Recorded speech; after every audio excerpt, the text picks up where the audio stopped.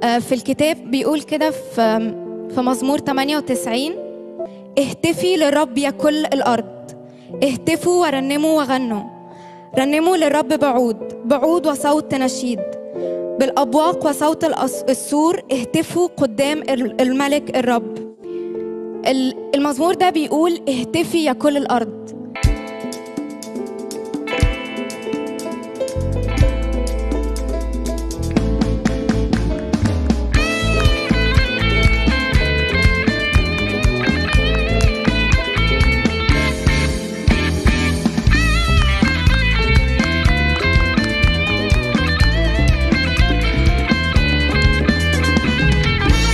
للرب يعلى وتعلى معاه الفرحة، قلبي هيغني للقدير، بإيمان يشوف الخير في ظروفي حتى الصعبة. غني يا نفسي للقدير، أعلن إيماني شايف إلهي للسلطان ومن أماني ينقل جبالي بالإيمان أنا أفرح وأهتف مجدا ليك أنا أفرح وأهتف مجدا ليك هاليلويا هاليلويا هاليلويا هاليلويا. بعلن يسوع ملك واحد على كل حياتي، قلبي هيغني للمسيح، وبصوت الحمد رح أشهد له تثبت صلاتي. غني يا نفسي للمسيح، عمري وحياتي كل أهدافي للمسيح واليوم بجيئه بستنى أشوفه في الأمجاد أنا فرحان بهتف مجدا ليك أنا فرحان بهتف مجدا ليك هاليلويا هاليلويا هاليلويا هاليلويا.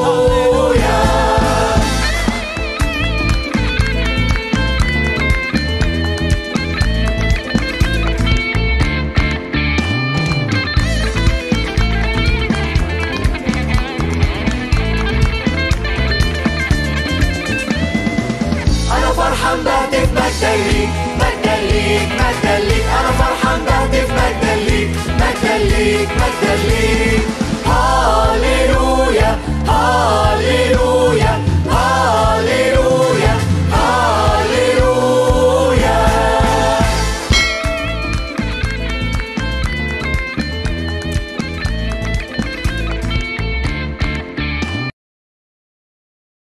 Jin baik, silakan Jin Halo baik. Pak Bambang. Ya, malam. Shalom Pak Bambang. Salam. Tema malam ini mengenai iman. Ya Pak Bambang. Simsalabim. Pak Bambang, tema malam. Ya. Tema malam ini mengenai iman. Ya, boleh juga tapi sebenarnya. Shalom. Simsalabim. Ya. Belum menguasai kitabnya, ya, sok tahu mengajar kitabnya orang. Itu temanya. Oh iya. Ya. Saya ingin bertanya dengan karena tema malam ini adalah tentang iman. Saya ingin bertanya.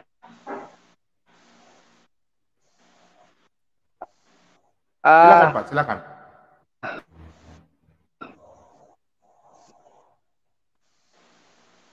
Putus-putus Pak. Di dalam Alkitab Perjanjian Lama, di kitab Kejadian, yang ada ayat yang ingin saya tanyakan. Ya, mengenai firman Allah yang di kitab Kejadian 1, Pak Bambang. Ya. Kalau saya baca di baca firmannya itu kan Allah itu tidak tidak nyata ya. Maksudnya tidak berbentuk dan tidak seperti tidak nampak lah.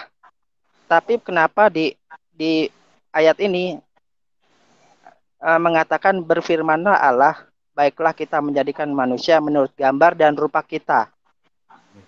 Ini yang tidak saya mengerti, bagaimana Allah bisa berfirman menciptakan manusia menurut gambar dan rupa, sedangkan Allah sendiri tidak berbentuk, tidak nampak, dan tidak dapat dilihat. Lalu di ayat ini dikatakan baiklah kita. Nah, kita ini dalam kita ini dalam ayat ini siapa gitu? Kita itu seperti sesuatu banyak. Kalau kita kan banyak. Makanya saya bingung mengapa dikatakan kita. Nah. Oke, sudah Pak?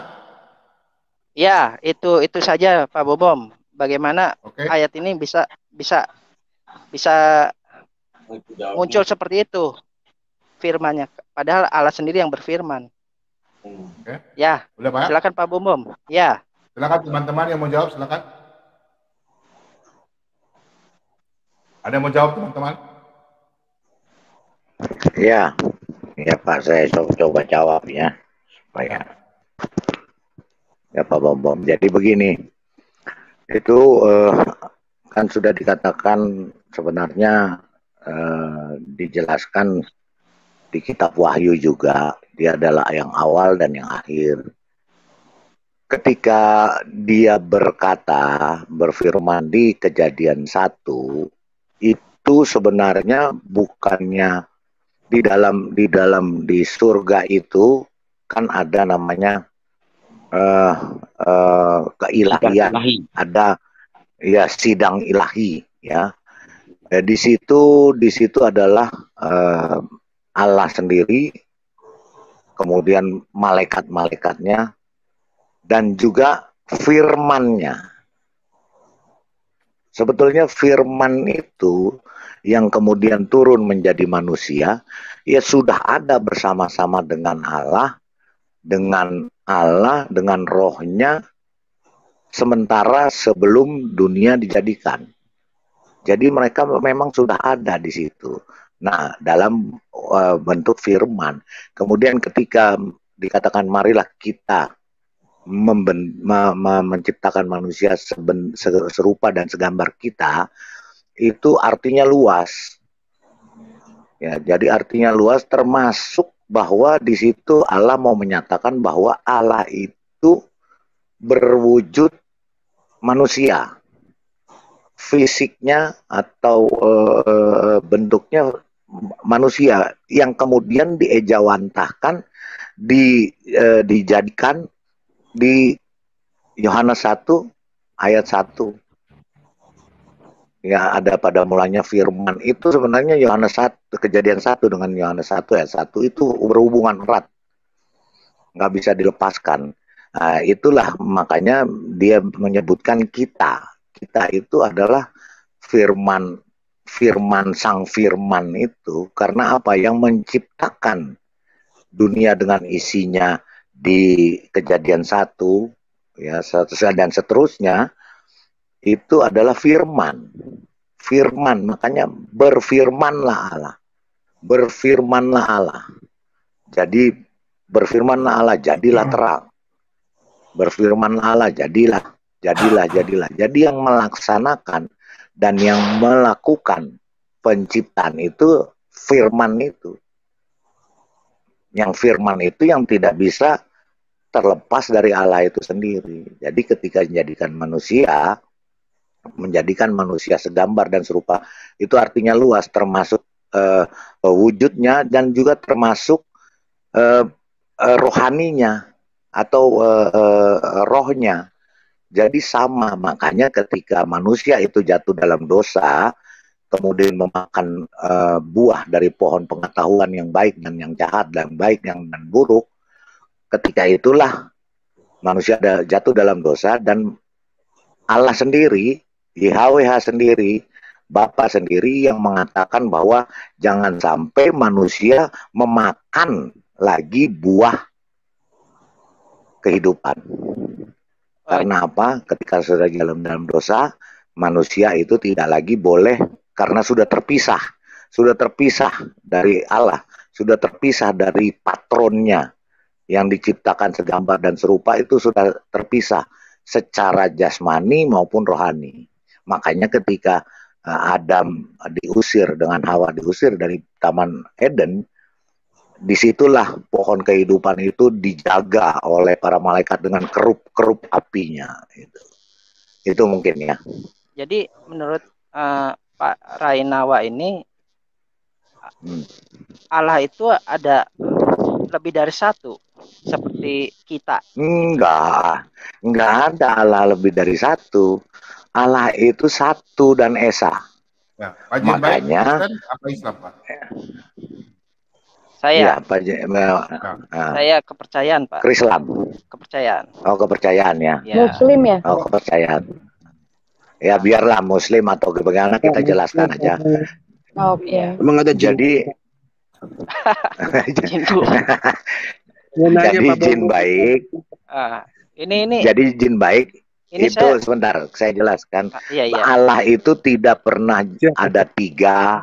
Allah itu pencipta itu hanya satu dan satu-satunya, yaitu YHWH yang disebutkan di dalam perjanjian lama. Ketika waktu menciptakan itu dikatakan Bereshit bara Elohim et hasamayim ve'et haaretz hayita tohu fafohu, ya, alpenitihom. Nah, itu yang ditekankan di dalam teks aslinya itu kata baranya itu, bara Elohim.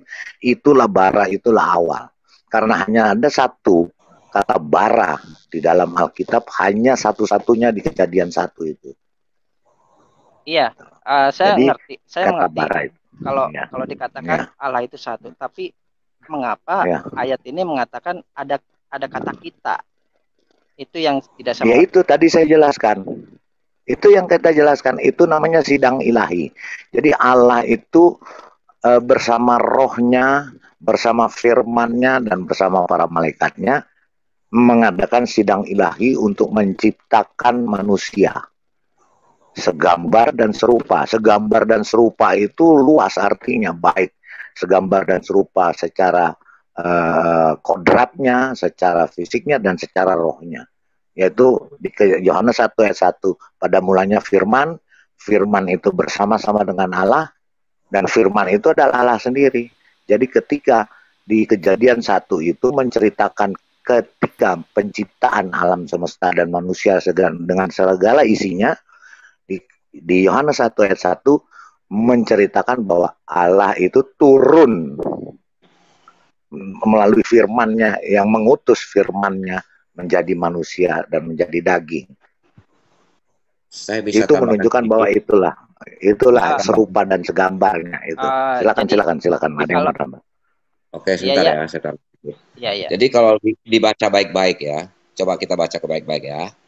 Berfirmanlah Allah, baiklah kita menjadikan, bukan menciptakan ya, menjadikan. Ya. Jadi beda ya. Menciptakan, menjadikan ya. Nah, jadi manusia menurut gambar dan rupa kita. Jadi yang menciptakan itu adalah Allah itu sendiri, Tuhan sendiri. Nah, ketika itu sidang ilahi. Jadi dalam sidang ilahi itu artinya Tuhan ingin menjadikan ya manusia itu seperti gambar dan rupa Allah. Maaf Pak, saya mau menanyakan itu bagaimana Bapak bisa mengetahui bahwa itu sidang ilahi, padahal di ayat ini tidak ada kata sidang ilahi. Oke ya. Jadi begini, memang secara tertulis tidak ada ya, secara tertulis tidak ada. Tapi hamba Tuhan ya, orang yang diurapi tentunya diberikan kuasa Roh Kudus. Ya. Karena satu-satunya ayat yang memakai kita itu ya. Memang ada ya, kalau nggak salah di Kejadian 1 ya, tapi di Kejadian 1 bukan menjadikan ya. menciptakan ya. Ya, Iya, menjadikan. jadi gini, Beda ya. sidang ilahi itu ya sudah dinyatakan tersirat dan tersurat di kata itu, marilah kita Marilah menjadikan. Ada kata Marilah ajakan di situ. kita, Ya, marilah kata kita ajakan. menjadikan manusia segambar dan serupa kita. Itu sudah menunjukkan secara implisit dan eksplisit bahwa itu terjadi perundingan dan terjadi pembicaraan di dalam sidang ilahi. Sidang ilahi itu adalah sidang yang terdiri daripada keilahian. Keilahian daripada Tuhan, karena Tuhan itu sifatnya ilahi. Maaf Pak Gitu. Pak Lidra, saya kan orang awam ya, tidak mengerti. Ada sidang ilahi, sedangkan di sini tidak ada kata-kata sidang ilahi, makanya itu hanya Ya kalau meminta sidang ilahi tertulis di situ tidak akan ada. Sama seperti contohnya kalau menuntut Yesus mengatakan aku adalah Tuhan dan sembahlah aku, sampai kiamat nggak akan ada. Karena itu sebentar saya jelaskan. Karena itu adalah daripada penulis Alkitab dan termasuk juga termasuk Yesus di dalam tradisi Yahudi, tidak akan berani orang mengatakan aku adalah Tuhan. Itu sudah menghujat. Karena apa? Di 10 perintah Tuhan yang dibawa oleh Musa dikatakan jangan menyebut nama Tuhanmu secara sembarangan. Makanya orang Israel itu juga termasuk penulis kitab Kejadian yaitu Musa, itu sangat sakral untuk menyebut Tuhan YHWH. Mereka menyebut Sahasem, sang nama, atau Adonai, ya, Elohe, Elohim, itu karena mereka tidak berani menyebutkan. Sidang ilahi itu sudah jelas dikatakan marilah kita menjadikan manusia segambar dan serupa kita. Itulah namanya sidang ilahi. Jadi begini, sidang kalau ilahi tulisannya sidang ilahi itu nggak akan ada sampai kiamat juga nggak ada. Jadi begini, lantar Jin baik. Jadi itu istilah ya, bukan berarti semua istilah itu mesti ada tertulis di Alkitab, tidak ya. Itu kan hanya untuk mempermudah, memperjelas maksud ayat itu, tidak kan? Kalau kita kebiasaan misalnya gini, sidang Tuhan, ya silakan. Ya, sidang yang maha kuasa, ya boleh kan. Jadi kebetulan ya, bapak-bapak gereja misalnya menggunakan kata-kata sidang ilahi. Ya, kita ikut sidang ilahi, kan begitu. Nah, di situ kan ada kata ajakan. Kalau ada ajakan berarti melibatkan. Ya. Misalnya saya begini, marilah jin baik. Ya. Kita jadikan kamu sebagai manusia jadi makhluk yang terbaik, ya misalnya begitu. Itu kan ajakan, ya. Jadi ya ini sidang apa? Sidang antara kita berdua, sidang manusia, kan begitu. Nah, ini kan sidang yang dilakukan oleh Tuhan. Ya kita namakan sidang ilahi, gitu loh. Karena saya melihat dari ayatnya ini aja, nggak jauh-jauh keluar sana, nggak. Karena saya melihat ayat ini seperti ini. Terus lalu dikatakan menurut gambar dan rupa kita, menurut gambar dan rupa Allah itu sendiri. Sedangkan Allah itu kan tidak berbentuk. Di dalam Alkitab juga dikatakan Allah itu tidak berbentuk. Sedangkan waktu Allah datang kalau dikatakan di Alkitab, kalau di Alkitab dikatakan Tuhan tidak berbentuk, itu tidak ada ayatnya. Saya jamin tidak ada ayatnya. Tetapi kalau Tuhan tidak pernah dilihat, Tuhan tidak pernah dilihat, itu ada. Nah, tapi kalau Anda mau baca konteks ayatnya, bisa kita jelaskan. Bisa kita jelaskan. Saya melihat sekarang begini Jin baik. Ada ayat baik. Nabi ini sekarang Musa. Sekarang begini. Begini ya. Jin baik, saya dapat nggak melihat jin baik? Dapat nggak sekarang saya melihat Anda? Dapat nggak? Tidak kan? Iya, iya. Tetapi kalau Anda membuka camp, tidak. kalau Anda membuka camp, dapat nggak saya lihat?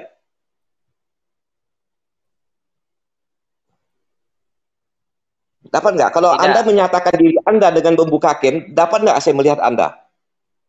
Selama Anda berbicara pakai hanya menggunakan fasilitas mic, saya tidak dapat melihat Anda. Tetapi kalau Anda menyatakan diri Anda dengan membuka camp, saya dapat melihat. Demikian juga Tuhan. Tuhan itu roh, ya, tidak dapat dilihat. Tetapi Tuhan dapat menyatakan diri, menyatakan diri, dapat dilihat. Mau lihat ayatnya? Mau lihat ayatnya? Silakan Pak Bombom, buka ayatnya Pak Bombom. Oke, saya lanjut ya. Jin baik, inilah Pak Bombom. Dapat saya lihat. Oke, saya sampaikan sama teman-teman dulu, berbicara baru Pak Bombom mainkan ayat. Oke, tadi Pak Mordekai katakan bahwa Tuhan itu roh, nggak bisa dilihat. Tapi kalau Tuhan mau mengizinkan, bisa dilihat. Oke, ini ada ayatnya. Anda baca baik-baik. Kok salah Matius 5 ya Pak Yomo? Nah, ini itu. Ini dulu Pak. Silakan, Anda baca baik-baik. Saya baca ya. Ya. Oke. Kemudian Tuhan menampakkan diri kepada Abraham dekat pohon tarbatin di Mamre, sedang ia duduk di pintu kemahnya waktu hari panas terik. Ketika ia mengangkat mukanya, ia melihat 3 orang berdiri di depannya.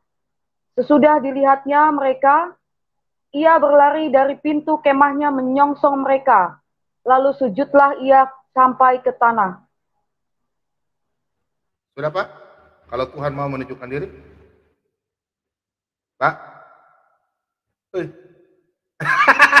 Sudah ya? Ya? Sudah ya? Itu ya seperti kasih karunia bilang. Ya? Nah, lari dia. Loh, kemana? Jadi inilah Pak Bombom. Ini Pak Bombom, mereka ini membatasi kuasa Tuhan. Mereka hanya bisa mengatakan Tuhan Maha Kuasa. Ketika Tuhan menyatakan diri dalam sebagai seorang manusia, mereka anggap itu nggak benar gitu loh. Aneh kan? Bombom saya cari itu jin baik itu lagi dibahas malah kabur dia Pak. Saya cari. Padahal saya mau kasih ayat lagi. Jadi gini, Pak Bombom, Pak Mordekai. Di dalam pikiran mereka, di dalam alam pikiran mereka, bahwa Tuhan itu atau pencipta itu abstrak, tidak bisa terlihat sama sekali.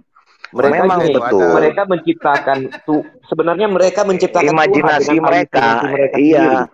Nah, makanya kalau manusia itu, Pak, ya, yang di luar daripada kekristenan itu mereka mencari-cari dan mereka-reka Tuhannya.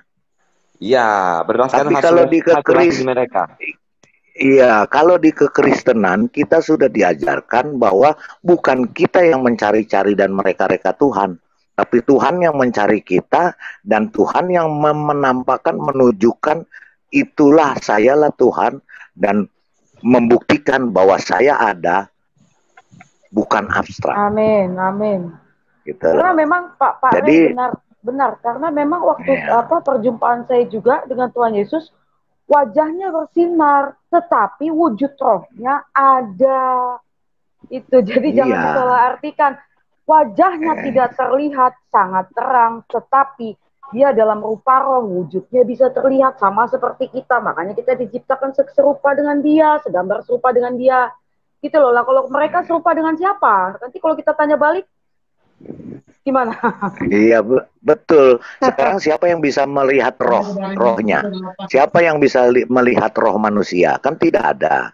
Tetapi bisa diwujudkan dan bisa ditampakkan, yaitu berupa jasmaninya. Terlihatlah mungkin dia manusia. Kita buka di Yohanes 1 ayat 18 Pak Bombom. Biar kita bahas lagi ini. Yohanes 1 jadi ayat 18. kita ketika Pak Mordekai saya dilihat di dalam saya itu ada roh saya yang tidak bisa terlihat, tapi perwujudan roh itu ya jasmani saya. Makanya di Yohanes 1 ayat 1 dijelaskan seperti itu, jadi manusia gitu loh. Yohanes 1 ayat 18 Pak Bombom. Ya, sabar ya, Pak, kasih sabar. Kita